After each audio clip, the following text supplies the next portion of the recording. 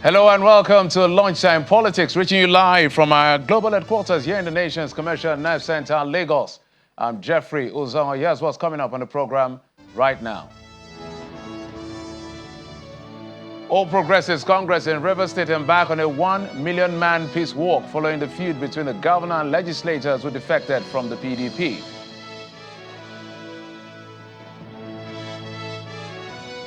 A former Minister of Aviation, Mr. Sirika, pleads not guilty to charges of alleged contract fraud to the tune of 19.4 billion naira.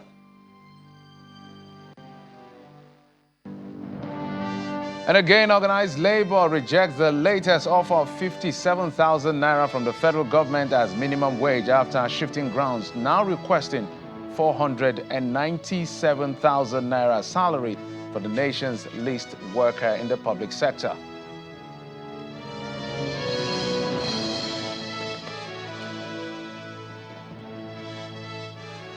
Thanks again for joining us on the program. We'll begin the tracking of the polity from the nation's capital as a former Minister of Aviation, Sirika, his brother, Mr. Ahmad Sirika, and a firm, Engineers Nigeria Limited, have been arraigned on a fresh 10-count charge before Justice Suleiman Balgore of the FCT High Court sitting in Garki, Abuja. In the new charge, the anti-graft agency accused Mr. Sirika, his brother, and engineers of a 19.4 billion naira airport contract fraud. At the reading of the charge to the defendants, they pleaded not guilty. The amended charge is dated 19th of May, or May the 13th, and filed on May the 14th. The prosecutor has applied that the charge be read to the defendant to enable them to take their plea. On May the 14th, Mr. Sirika's arraignment was stalled because the defendant did not show up in court. Mr. Sirika is also standing trial on another 6-count charge bordering on the same offenses. He was arraigned on May the 9th alongside Fatima, his daughter, and Jalal Hama, his son-in-law, and Al Durak Investment Limited over an alleged 2.7 billion naira contract fraud. And staying in the nation's capital, the Minister of Information and National Orientation has relaunched the Nigerian National Web Portal. The portal seeks to provide seamless access to Nigerians home and abroad to the digital services of the government.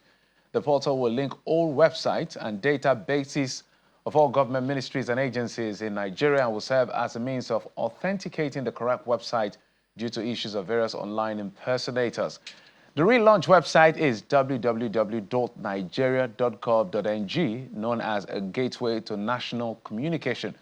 Thereafter, the minister is also hosting his colleagues that's members of the cabinet, to what they consider ministerial sectorial update as a build-up to May the 29th, first year anniversary of the Bola Ahmed Tinubu administration.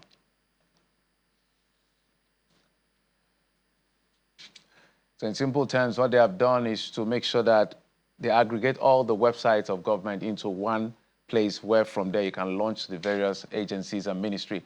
Let's head to Rivers State, where the state chapter of the All Progressives Congress has asked Governor Siminala Efubara to focus on improving the quality of governance in the state instead of embarking on what the term meaningless Thanksgiving services.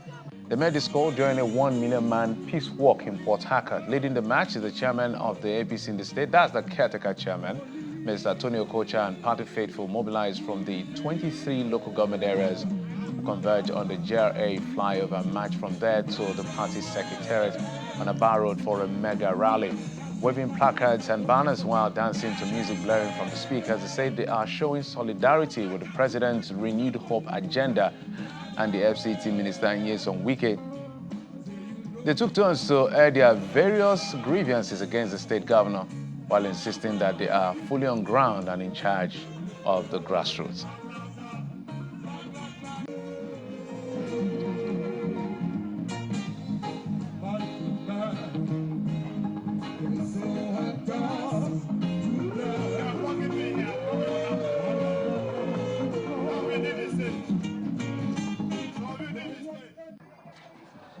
Well, we will now cross over to Port Harcourt, the River State capital, to join our correspondent. Our correspondent will be joining us to give us an update of that development. Charles Oporum joins us. Charles, maybe you bring an update as to what the essence of this walk is really all about. Hi, Jeff. Good afternoon. Can you hear me clearly? I can hear you loud and clear, Charles. Okay, right now I'm standing in front of the APC secretariat. Right behind me, you can see droves of people coming out of the secretariat where they held their MAGA rally. Like you correctly pointed out, they congregated at the GRA flyover, which is a couple of kilometers down in this direction. And from there, the different groups, the different support groups from the 23 local government areas of the state marched together, singing, dancing, music blaring from the speakers of the different vehicles, and they made their way to this secretariat. They were led by the APC caretaker chairman, Tony Okota, and of course, he was at the forefront of that particular march. They call it a peace walk. Colloquially, they say it's a 1 million man march. Now, on the pictures, the banner, you would see a picture of the president, Bola Ahmed Tinubu. You would see a picture of the FCT minister, who is a member of the People's Democratic Party, by the way, Mr. Wike. And then you would see a picture of Tony Okota himself. And he addressed it, Tony Okota himself addressed it on stage. He said, the reason why Mr. Wike's picture is on the banner is because this is not necessarily or purely an APC affair. It's a renewed hope affair. So we are members of the President's Renewed Hope family, River State, and our leader is the FCC minister, Yusuf Wike. And that's why we're here to show our solidarity. These are the words, or these were the words of Tony Okota while he was on stage addressing party faithful right here at the Secretariat. So just a quick one before I let you go. What was the turnout like? Because we can't see direct pictures from where you are, but we can see activities behind where you are. In terms of turnout, how much was it? Well, it's difficult to count the number of people who attend these kinds of events, right? But I would say the turnout was quite substantial. It was very, very substantial because there were, they caused a lot of traffic. In fact, the traffic is gradually, pulling up, but people had to cross over to this side of the road, and they're making use of one lane. They're driving against traffic because that other lane was blocked. So you understand the turnout. But it's difficult to mention the number of people. This is a 1 million man march. I don't know because I did not count the number of people who came out, but it was actually substantial. And they did make some noise because the secretariat was crowded, it was filled up, and the crowd spilled over into the road. They have ended now. They ended about 30 minutes ago. And the groups started going back to their coordinators, to the local government. But directly answering your question, it was a very substantial turnout that came out to answer this call by Senator Pakistan. Just a quick one in 10 seconds. Were the members of the assembly who are pro-Wike, were they part of the people that followed, that were in that walk? No, I did not see any of them. And I was here all through. I'm still here. I didn't see any of them. Right. But maybe there may be a reason for that, but none of them was here. Charles Oporoma, correspondent from Port Harcourt, your eyes and ears. So any updates, you know what to do. We'll be here to update the people of Nigeria. Thank you for joining us. Thank you, Dad. Thank you. Let's now cross over to Cross River State this time, where it has now been like about 24 hours, where the State Assembly still doesn't have a substantive speaker following the impeachment of Mr. Albert Ayambem. The speaker was removed during Tuesday's plenary by 17 out of the 25 members over allegations of misappropriation of funds. The impeachment motion was moved by Mr. Effiong Ekarika, representing Calabar South 1 constituency, and seconded by Honorable Charles Omang, representing Bekwara State constituency. Mr. Albert Ayambem was elected Speaker of the 10th Assembly in June 2023. During the proceedings, a scuffle ensued as a member went for the mace but was wrestled to the ground by one of his colleagues who snatched the mace from him. Reacting to the development in a statement, the impeached speaker says the action did not follow due process and that it was illegal. According to Mr. Ayambem, what happened during plenary is a ridiculous charade with no constitutional basis. He says the impeachment and replacement remains speculative, and he urged the general public to dismiss any notion of a crisis in the Assembly.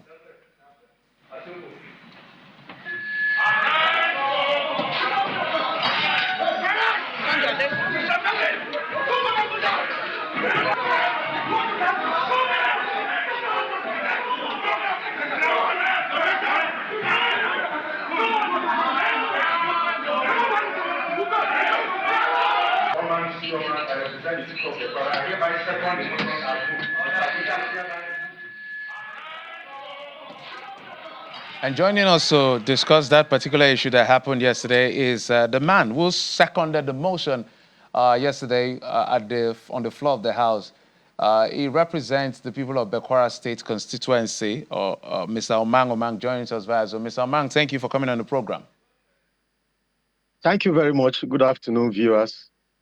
Cross River is not a place where we see this kind of drama, if you will, play out. So maybe you can walk us through, because the speaker that was impeached is saying that you did not follow due process. What you did was illegal. Maybe you respond to that. Well, what took place on the floor of the assembly yesterday was in fulfillment and in compliance and in accordance with the provisions of Section 92, Sub 2C of the Constitution of the Federal Republic of Nigeria as altered. The Constitution provides in the section I just quoted that a speaker of a House of Assembly, the Speaker of the House of Assembly can be removed from office if two-thirds majority of members of the Assembly sign the removal notice. That was fulfilled yesterday. There is no other provision in the Constitution of the Federal Republic of Nigeria that has any procedure to be followed. What was done yesterday was incomplete compliance. The Constitution does not even require members to even state the reasons why they are removing the speaker. We are not satisfied with the Speaker of the Cross River State House of Assembly because we have raised issues of gross financial misconduct. We have raised issues of incompetence. We have raised issues of substantial breach of provisions of the laws of Cross River State by the former Speaker of the Cross River State House of Assembly. We 17 members came together and signed the notice of removal, which was laid on the floor. The former Speaker yesterday presided over his removal from office because the matter came under matters of urgent public importance. He recognized a member representing Calabar South One State constituency, Honorable F. Karika, who moved a valid motion. And I, my humble self, seconded that motion, and the speaker was removed yesterday from office. As we speak today, he is the former Speaker of Cross River State House of Assembly. Omang, of course, I can see that he presided over the session just for legislative activities and House rule. So did he bang the gavel to endorse the seconding of that motion, or the fact that there was a seconding of the motion that validates the position of the 17 of you?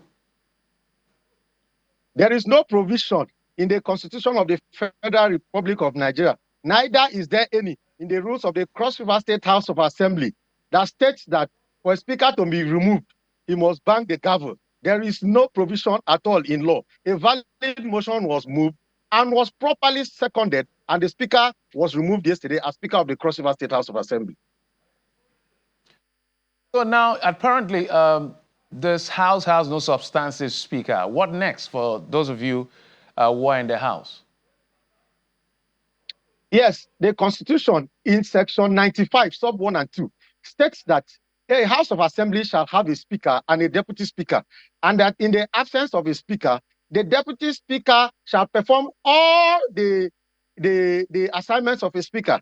As we speak today, the deputy speaker of the Cross River State House of Assembly, Honorable Sylvester Agabi, who represents the good people of Obudu State constituency, is still our substantive deputy speaker of the House of Assembly.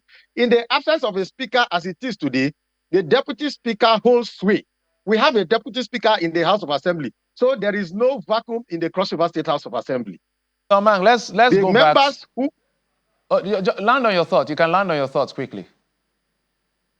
Yes, the members who came together yesterday validly removed the speaker in compliance with the rules of the House and the Constitution of the Federal Republic of Nigeria. And we have a deputy speaker who is holding sway today. And the 17 members who signed the removal notice as required by the law are going to come together with our other colleagues who are interested to join us to elect a new speaker for the Cross River State House of Assembly in no moment from now. So sometimes, because of what we've seen in Nigeria, without trying to drag him in, is there the hand of the executive in any of this by chance? The hand of the executive is not close to the House of Assembly as we speak. The former Speaker of the Cross River State House of Assembly was chosen by us, his colleagues. We were the ones who came together in our wisdom as members to choose him and to nominate him as Speaker of the Cross River State House of Assembly on our inauguration. In fact, when we nominated him, he had overwhelming support. There was no second nomination. He came in unopposed, and we elected him as our Speaker. Now that we are not satisfied with his conduct, with his leadership style, we have decided to remove him. The governor, our sweet prince, the governor, the performing governor of Cross River State has no hands in what is happening. Neither is there any external influence from anybody. It is a decision of members of the House of Assembly. All right, I'm trying to go back to that particular document that's will wind down, but did the Speaker have a little bit of a fair hearing, at least to hear his own part of the allegations that was leveled against him by 17 of you? There is no provision in our constitution, neither is there any in our rules that say the Speaker must be heard before he's removed. The conventional thing to do is that now that we have raised very fundamental allegations against him, he has been removed from office. When a new Speaker is elected, the new Speaker, it is his discretion to set up a committee of the Assembly to hear and investigate him. Let me tell you something. For a Speaker to be removed, we do not need to give any allegation. We do not, if we wake up in the morning and say we don't like him again, we can remove him. That is what the Constitution of the Federal Republic of Nigeria says in Section 92, sub 2C. There is nowhere in the Constitution that we must give reasons.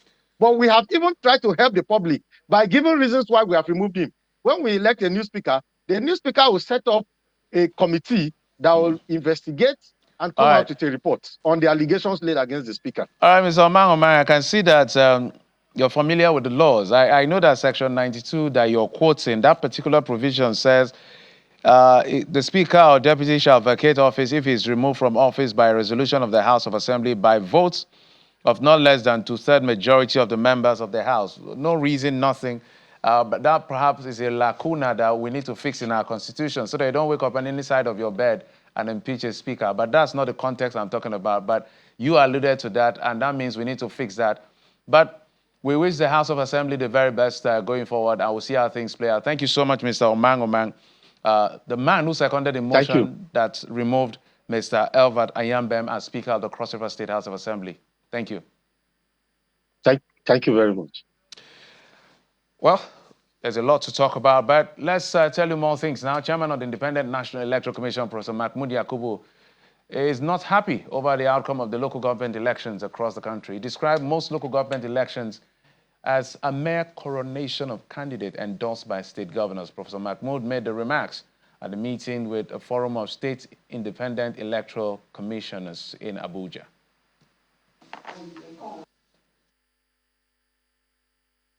The conduct of local government elections in virtually all the states of the Federation has become mere coronation of candidates of the ruling parties. It is time to stop the coronation and conduct proper elections. State governors should allow the state independent electoral commissions to have greater capacity for independent action. Many of the state electoral commissions have no functional offices in the local government areas in their states and cannot recruit their own permanent staff. In some states, the state electoral commissions are either not properly constituted, have no security of tenure, or their critical functions have been taken over by government officials.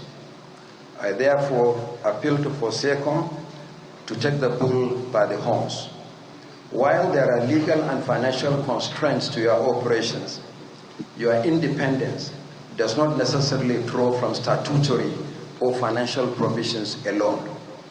The courage with which you discharge your obligation to protect the integrity and credibility of elections is the most important determinant of success. There are no shortcuts to the discharge of this enormous responsibility. Well, those are strong words by the electoral umpire chief himself. Stop the coronation, let there be election. It's a subject we need to explore further.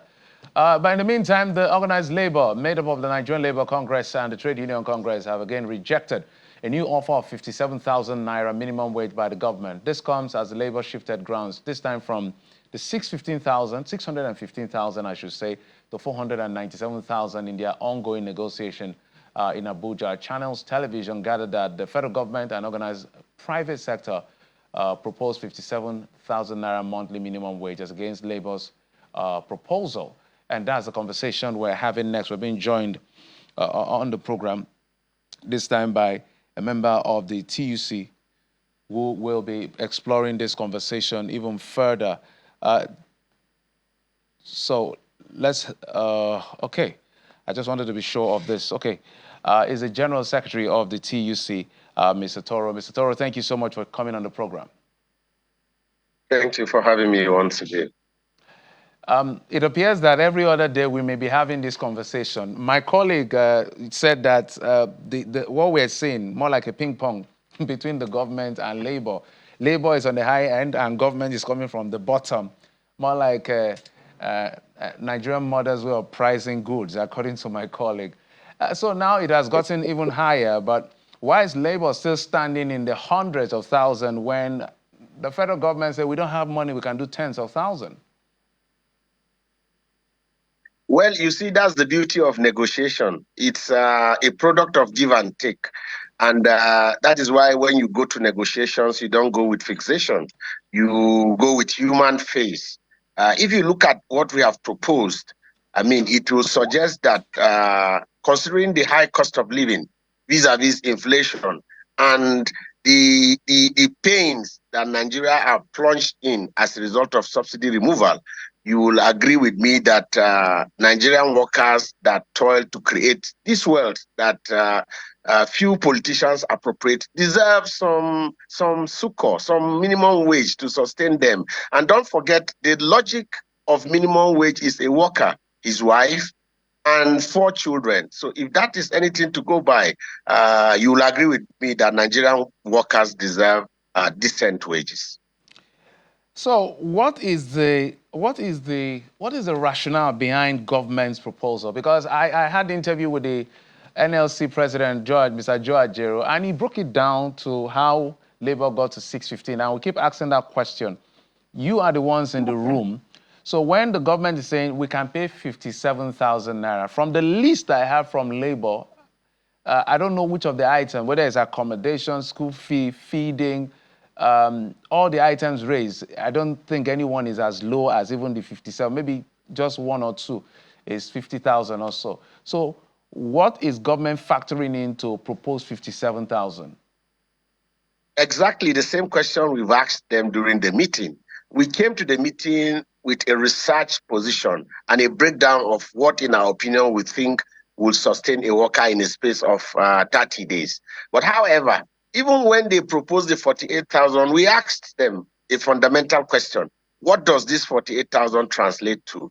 I was discussing with a friend, and he confirmed to me that his dog feed, Bingo, is sold at 49,500. They reducing the status of the worker to that of a dog. And check the houses of these political elites. I am sure they feed their pets with more than 48,000 naira in a month. So let's not be under any illusion. We will continue to push until the right thing is done. Perhaps maybe we should even ask that both governors, senators, members of House of Representatives, local government chairmen and councillors should be their emoluments should be put on IPPIS. Let Nigerians judge who takes what. Few of the politicians appropriate our commonwealth and they think we don't deserve decent wage. That is not acceptable. On a final note, government is making the argument without making a case for them. They are arguing that, look, we don't have money. If you look at the macroeconomic numbers, they're all in red. Inflation headline is on 33%, food is on 40%, interest rate is on 26%. Our reserve is barely 32,000. ECA, that's excess crude account, is grossly depleted. So everywhere you turn, the only way we get money now is from removal of subsidy, and we're seeing the numbers in trillion, but they are saying it's not enough to be able to measure up because the 30,000 that is being paid before, some states cannot afford it. What would Labour say? Well, it's laughable. You can see it's laughable because only recently, I think last week to be precise, about 1.6 trillion was shared among the state governors. What are they doing with it? We believe strongly that if there's a will, there will always be a way. Government must consciously reduce wasteful spending. They spend humongous sum on frivolous spending, which cannot, which is nothing to write home about. So they need to rethink even governance. They need to rethink the way they spend people's resources. If that is done, we believe strongly that there will be enormous resources to pay workers decent wage. We talk about eliminating corruption.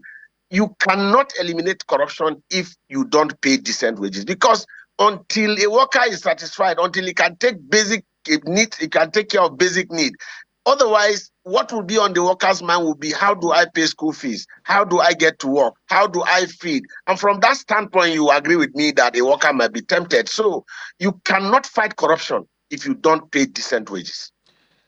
Mr. Nuhu Toro is the General Secretary of the Trade Union Congress. Thank you so much. I wish Labour, is the negotiation continuing today, by the way? Yes, negotiations is continuing, and we are not having a fixation. But what we'll urge the government to do is to come with a human face. You know, it's one thing to come to a negotiation without a breakdown, and another thing to come with a human face. If they come with a human face, sincerity of purpose, I'm very optimistic we will meet somewhere.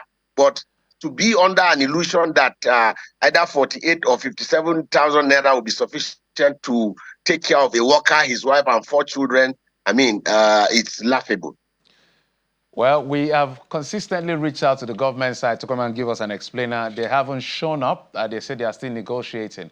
We've been speaking to Labour. Let's hope that the government will someday come and defend themselves. But we must thank you, Mr. Nuhu Toro, General Secretary of the TUC, and we wish everybody this collective bargain the very best. Thank you for having me. Thank you very much. And that's it on the program. Thank you so much for your time and, of course, your usual company. I'm Jeffrey Uzango. You've been served on Lunchtime Politics.